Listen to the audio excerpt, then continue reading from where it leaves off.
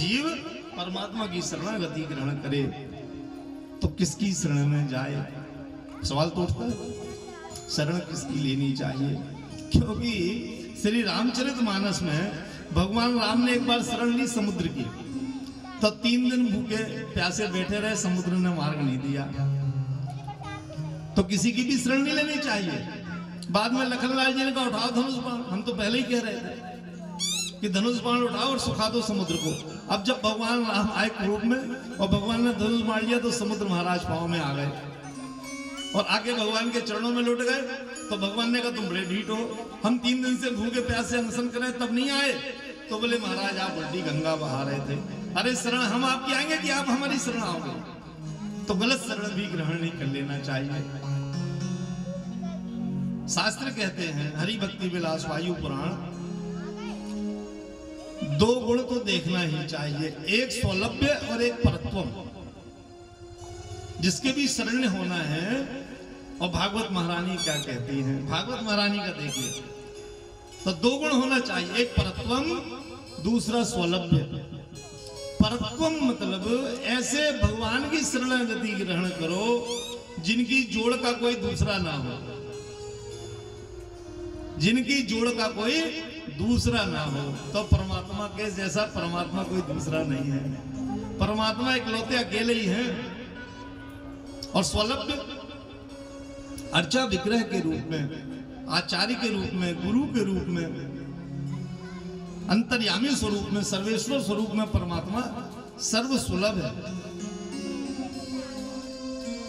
सारे जीवों को सुलभ है। सारी जाति के लोग उस परमात्मा से प्रेम कर सकते हैं। सारे रंग, सारे देश विदेश, किसी भी धर्म के, किसी भी आयु के सारे जीव उसकी शरण में जा सकते हैं। उसकी शरण में जाने का कोई बंधन नहीं।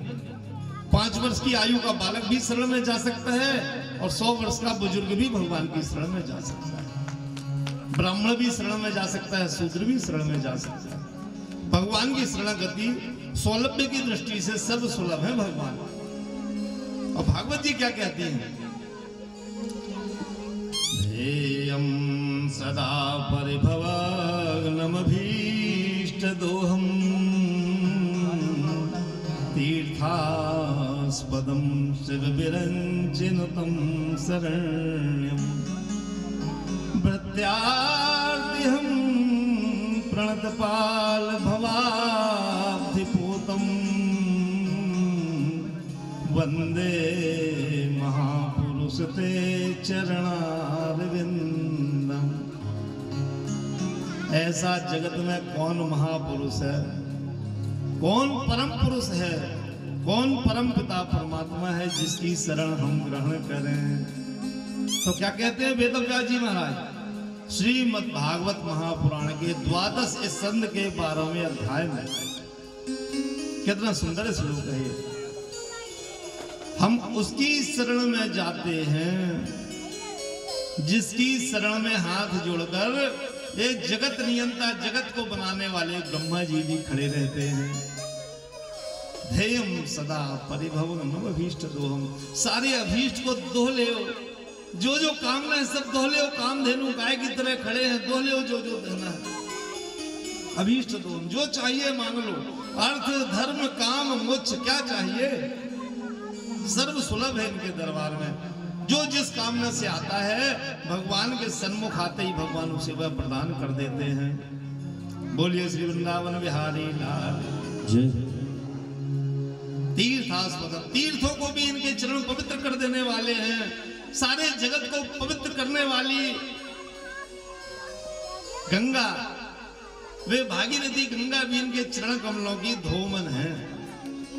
सारे जगत को पवित्र कर देने वाली, पावन कर देने वाली, पापियों के सारे शोक पाप ताप से जो है निवृत्त करा देने वाली वे गंगा मैया भी जिनके चरण नख की धोवन है। ऐसा ब्रह्मा जी ने कमंडल के जल से उनको धोया था चरणों को। बस भगवान के वाम पाद का नाखून अंगूठे का उसको धोके जो जल रखा था वही तो गंगा जी है। जगत पावनी गंगा भागीरथी माता। तीर्थास्पदम शिव विरंचिनुतम शरणम, शिव और विरंची बाबा भोलेनाथ और विरंची माने ब्रह्मा।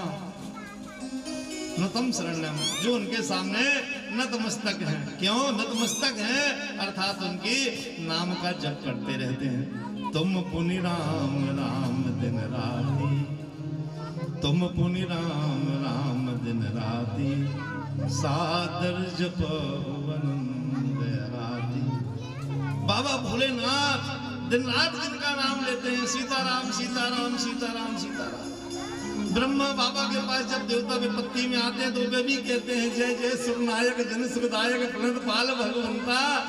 तो जो भगवंता है, भगवंत नहीं भगवंता, उस भगवंता की हम सब जीव शरण ग्रहण करते हैं।